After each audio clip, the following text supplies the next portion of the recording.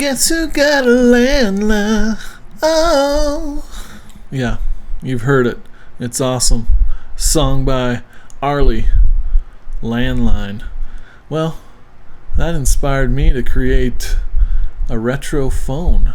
Maybe you want to do the same in Cinema 4D. Well, if so, you're in the right place. So buckle up and get ready to do some learning. Alright, let's get to it. Go ahead and drop a cube into your scene. You can see in the lower left I've got some detailed descriptions for what it is I'm doing throughout this tutorial. So feel free to listen to the audio and read those, or just read those, turn the audio off, listen to some tunes, however you work best. But try to make this easy. You know, part one here is just an easy 49 steps, which sounds daunting, but just like a good Lego tutorial, you take it one step at a time, and hopefully it's not that bad. So initially here, I'm just trying to get the overall shape of the phone, the entire thing, the base. Hey, almost forgot. You haven't subscribed yet. Do it now. And if you like it, what the heck? Hit that like button. Thanks. And the handset together as one. You can see when I first brought the cube into the scene, I made sure it was pretty close to real world scale. So the phone is about 10 to 12 inches long, and so that's what I based it on. And now, we're just eyeballing it. Obviously, there are other ways to do this. You can try to find, architectural drawings, engineering drawings, schematics, or whatever that of the side and the top and the bottom and the front and the whatever, and carefully follow that and make a pattern out of it. But I chose to do it, kind of in a more loose way, which works for me, and hopefully it's something that you might find useful as well. Alright, so getting into symmetry mode as soon as possible. So I just created a symmetry object and nested the cube underneath that. So now I just bother with one side of the phone, and I've got symmetry on the x-axis. And so now it's just a matter of using E to translate or move these edges around, and then T to scale, to essentially get this bad boy into shape. That's what it's all about. Now we're in point mode. Sometimes it helps to change your view, go into quad view like this, and the way you do that from the single view is just click the middle mouse button and go back to it by clicking the middle mouse button in the 3D window that you want to make full scale again. So now just doing a little beveling on the edges.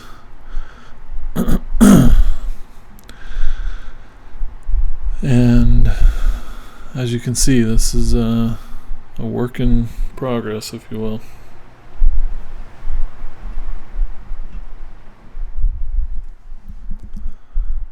Okay. Just pushing and pulling. That's what it's all about.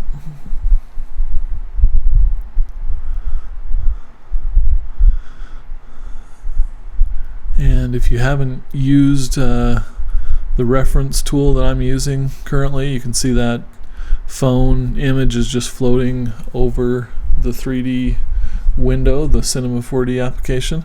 That is pure ref. So it's a nice tool. It's a pay what you like. So if you want to pay $0, that's cool too. But if you use it a lot, definitely help them out and give them a couple bucks or 20. Now here we are, step 15. Look how fast it goes. We're selecting edges at this point, and we're gonna hold down Control, which will extrude the edges, and we're just bringing that into the center. Then one of my favorite tools is the poly tool. You can hit M-E to access that, and then there's lots of things it can do.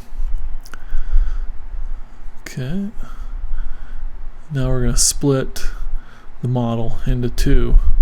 So now we have a base for the phone and a handset piece. Don't forget to go into the original model, the base, and delete that handset poly, because it just clones the geometry into a new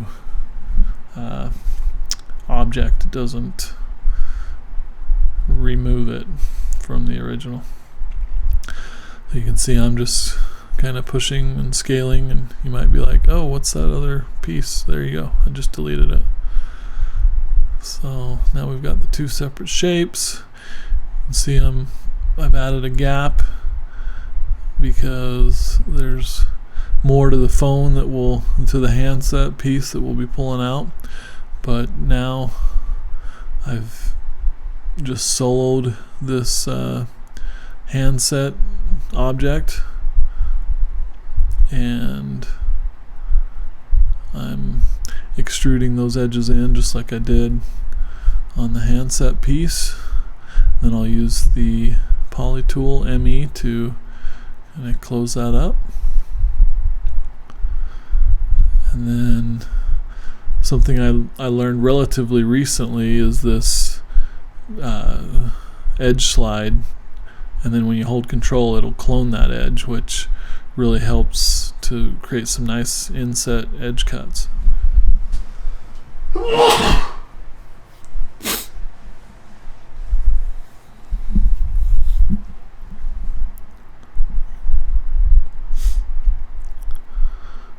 Okay, now we've just extruded some faces down to give some more meat to that handset.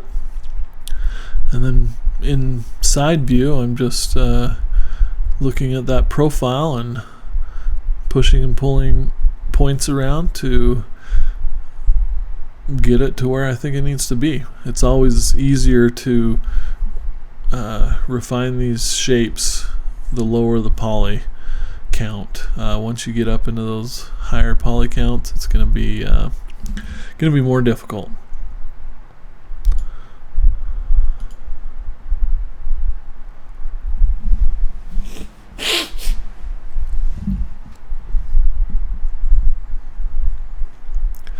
There you go. This is another nice thing, is you can select a bunch of points in these orthographic views and move them around. Toggling back and forth between my quad views and my singular view. I remember there was a time where in 3D modeling you were just stuck with those 4 views, and you just had to slide those around, make one bigger than the other to focus on it on your small little screens with 720 by 480 resolution. Dark times. Okay, so here I'm just pushing and pulling some polys around, changing up the edge flow a little bit, trying to create this earpiece up here. And now I'll bevel the bottom part of that to start to approximate that shape. You can see I've hidden some of the geometry, and it'll create some weirdness, and I'll delete that, unhide all my geometry, and then it's just a matter of closing that hole using different tools. The ME tool the poly tool is your friend here. And then slicing in some edge loops using MK.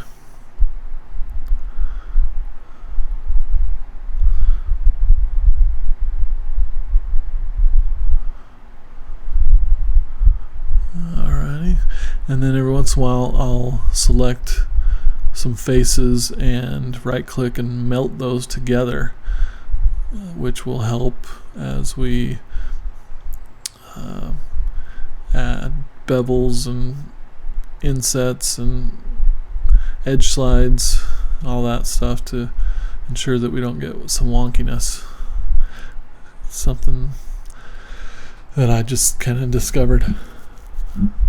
So I don't know if other people do that or not, but I'm sure they do. There you go. See, added more detail, and you gotta keep pushing and pulling those points to ensure that you're keeping the edge flow good, and then as well as the lines, the body lines of your object. Because again, the more detailed this gets, you add a bunch of polys and you try to push and pull things, then you're going to end up with weird ripples in your model. Ain't nobody want that. Ain't nobody. Alright.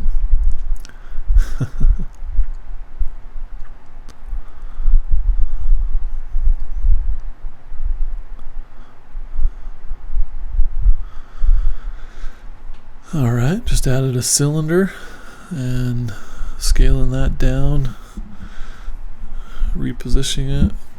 It's way too small at the moment, but this is going to act as my bevel,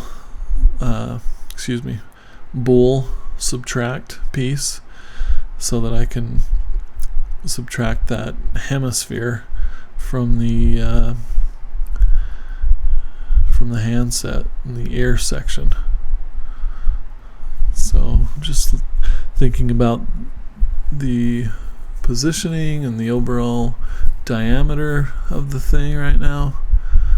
And then right now it's a cylinder, so obviously that's not going to be a hemisphere. So here momentarily I'll get that rounded out. So you can hit C to flatten that, and it's no longer a parametric object. And we can solo the object. There we go. And now we can work on the back side. So what I decided to do, and there's different ways you could do it, is I added several edge loops. And first I tried to extrude those, and that was not what I wanted. Really what I wanted to do is just pull it, move it along, and you got to make sure you're on the normal axis so that it pulls the direction you want it to. And then I'll just unselect a loop at a time to create that hemisphere shape, and we can refine it later. And now adding another, or a cube this time around, because we'll use that to subtract that kind of cavity where the buttons of the phone reside. And obviously there's rounded corners on that. We'll take care of that now. Select each of those corners and bevel it in with a level 2 subdivision. Because again, we don't want to get too detailed yet. We can always add more later.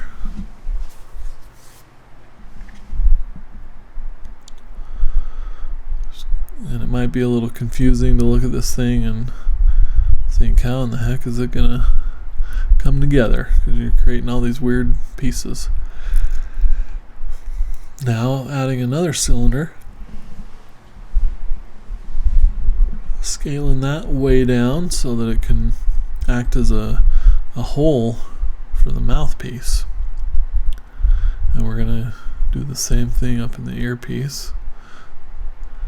Okay, nest that into a cloner object, go into grid mode and create a grid of 6 by 6. And it's just a matter of dragging those numbers around to get the right spacing in the size boxes there. Then rotate it so that the holes will get drilled in the correct orientation. Then we're just going to do the same thing in the earpiece, but instead of using the grid mode, we're going to use radial on the y-axis. So select XZ, which means the y-axis technically, I think. Okay, now I'm finally filling that hole. So using the poly tool and then MK to slice in a couple of edges and just matching everything up. You can see I had to flatten the symmetry on the handset because we're going to be using a Boolean on it. Now I cut the phone in half again, deleted one side of the phone so that I can put it back into a symmetry object.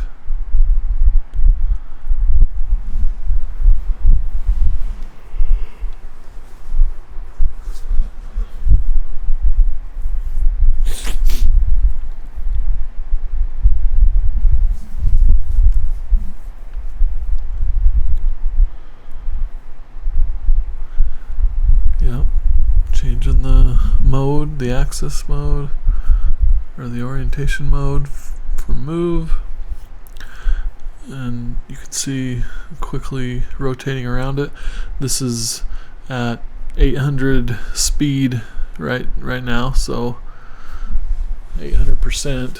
So instead of the normal speed, it's 8 times the speed, just because otherwise it'll take forever to get through this tutorial, right?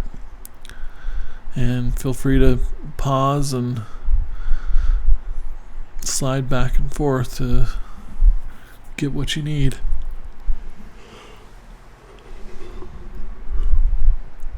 Now I'm just adding some bool objects, and each of these pieces I'm combining together using a series of different bowls, and this is just going to take some practice, but essentially you want to get everything as one big object, and you can do that by combining them all together or into one object, or you can use bowls and unions, and you can only bowl 2 things at a time. So sometimes you're using one of the previous bowls and a new object to bowl those together and compound it on top of each other.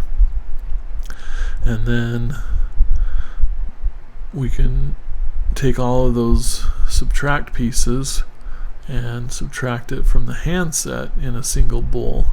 You can see sometimes it does some weird things and it's not cutting it out exactly as I like, but really it's just leaving some random polygons kind of closing these holes. So it's just a matter of once you flatten the bowl, you can delete those faces. So right now I'm trying to see if there's something I did wrong that's keeping it from subtracting all the pieces the way I wanted it to.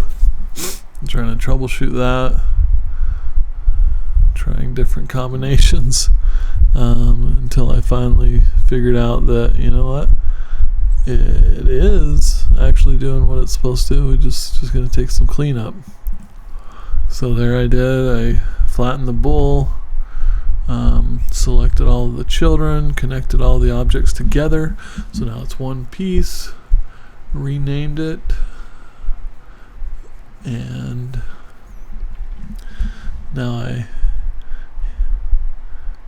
deleted that back piece that I don't need, because that was just there to try to make the thing watertight while I did the Boolean.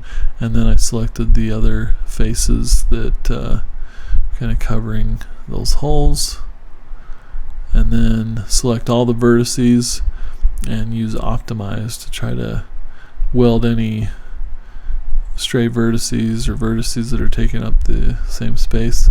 You can see I've got edge vertices where they shouldn't be. So if you bring up the mesh checking box with Shift M, I believe it's Shift M, could be Command M, but I think it's Shift M, then you can select those edge vertices, and sometimes it gets them all, sometimes it doesn't. Delete those bad boys, and you can see it's highlighting the non-planar polygons, which I think is weird, is what it is.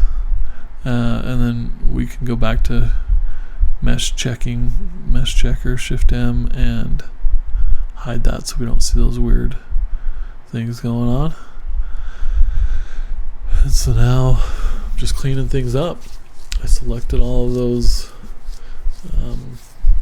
wedges that made up the internal shape there and melted them together.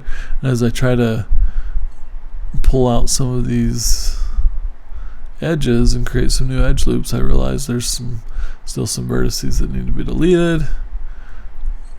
So just going in, cutting in new geometry, connecting things together, trying to eliminate those nasty n-gons.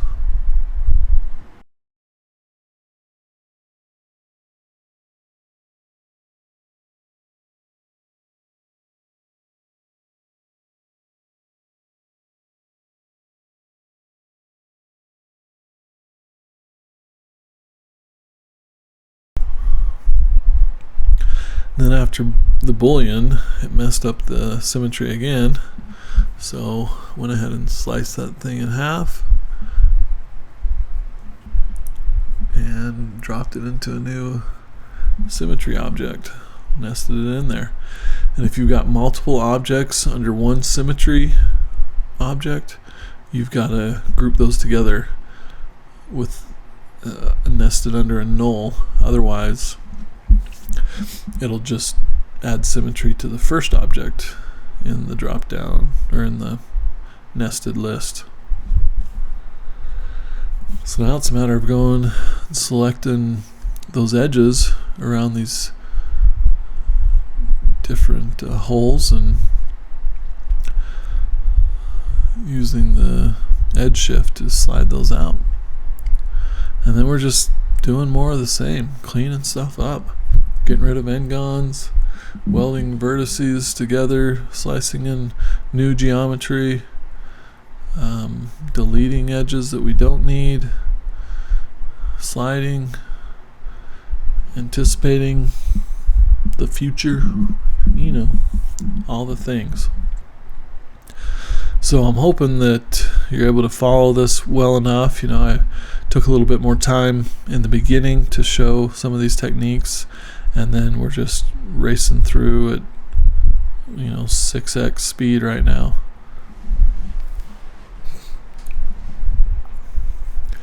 And then here I go melting some geometry together, intentionally creating some n-gons, just because it'll make it easier as I inset edges or cut new geometry in. And another thing I'll do is separate pieces where there's natural breaks and that, so that this doesn't have to be one piece of geometry.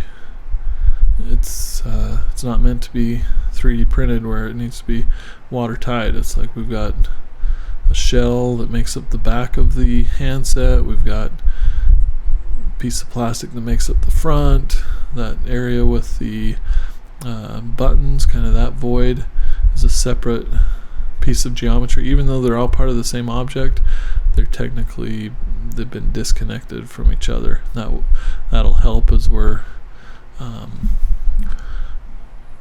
detailing this thing, sharpening it, running edges off into the void, and not having to connect them with every little piece. Definitely the way to do it.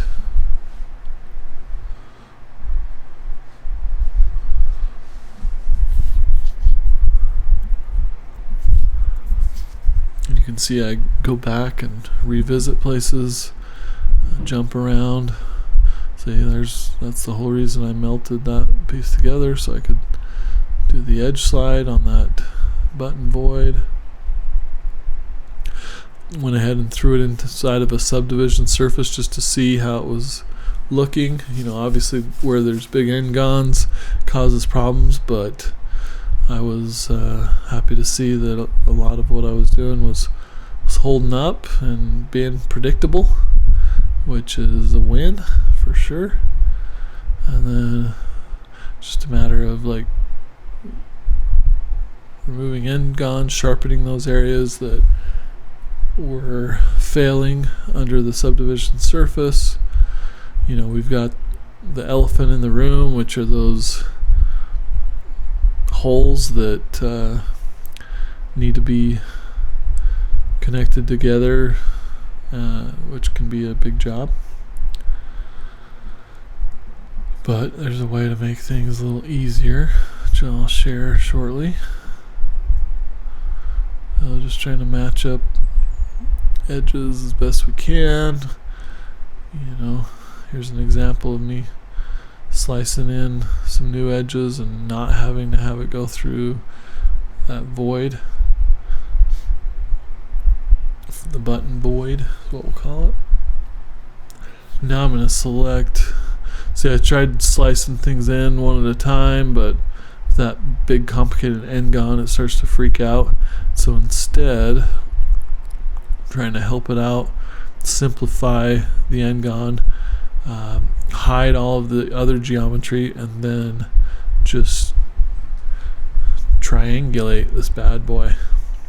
And this gets us most of the way there, and then it's just a matter of going through and dissolving all those extra edges that make up triangles, the triangles we don't want, and then eventually we'll just be left with a nice grid of quads that connect each of these, what are they, octagons? Yep, octagon holes together. And then here we're making an intentional n-gon there around everything. And the reason we do that is so we can select the edges around the perimeter and edge slide that out. But before I can do that, I've got to slice in geometry to connect with the other side. Going to the other side, the dark side of the symmetrical object. I'll get that all taken care of. I can see there's one edge at the top of that mess that I forgot to slice in. There we go, we got it. Okay. Now use the select path tool and draw a path. MO, hold control and extrude that out. Those edges, and you can see we're starting to get a nice little thing going here, and we're terminating those edges away from the holes, so when the subdivision surface happens it won't create wonkiness. Now we're selecting that edge again and MO control to slide out another big edge loop. You can see we're doing the best we can to terminate those edges elegantly, because if we had to have each of those edges go around the phone, it honestly would be a nightmare.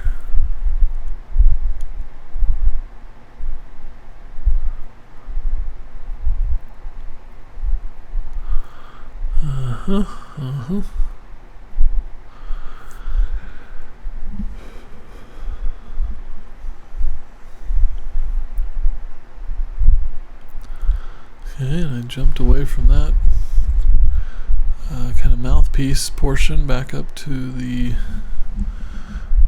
earpiece.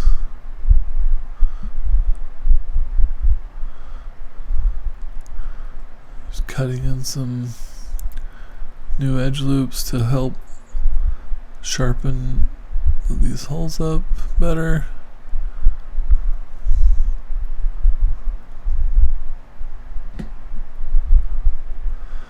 And then here we go.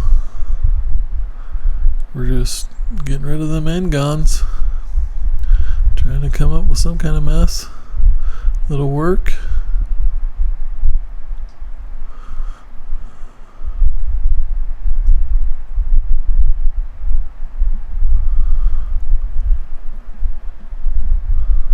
There's an inordinate amount of time just rotating the phone around, looking at it from different angles, trying to decide, is this really where we want to go with this thing? Is there a better way? Referring back to the reference, is this on track at all? Asking ourselves, do we want this to be an exact replica? Is that really important? Or if it's close enough?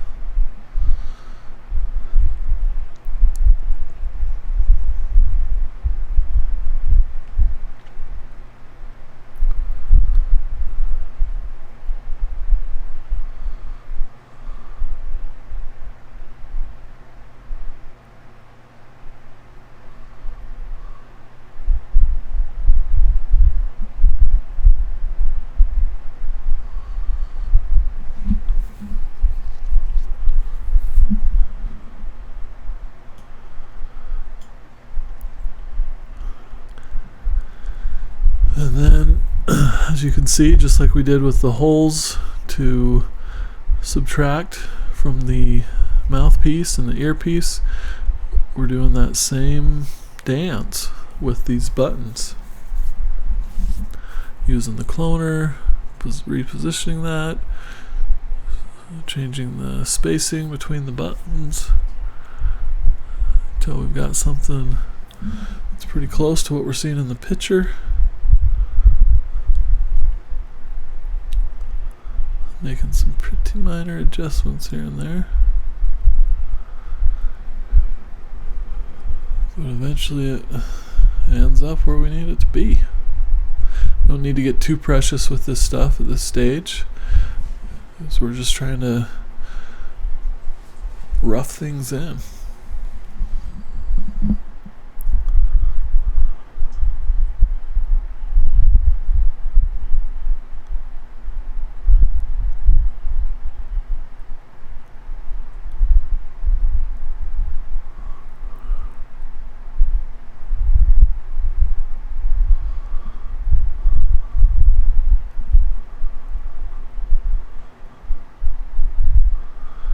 So added a cube and scaling that to represent that kind of hang up button.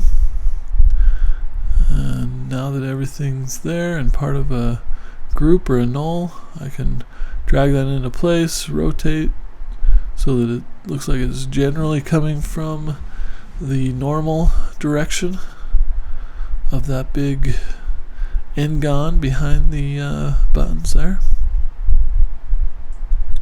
And there you have it. Part 1 complete.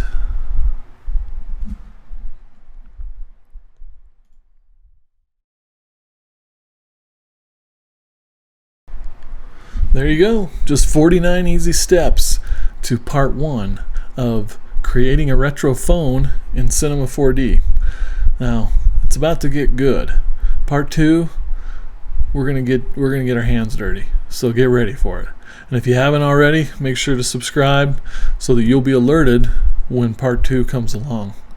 And give us a like if you want as well. Check out some of our other videos. Talk to you later.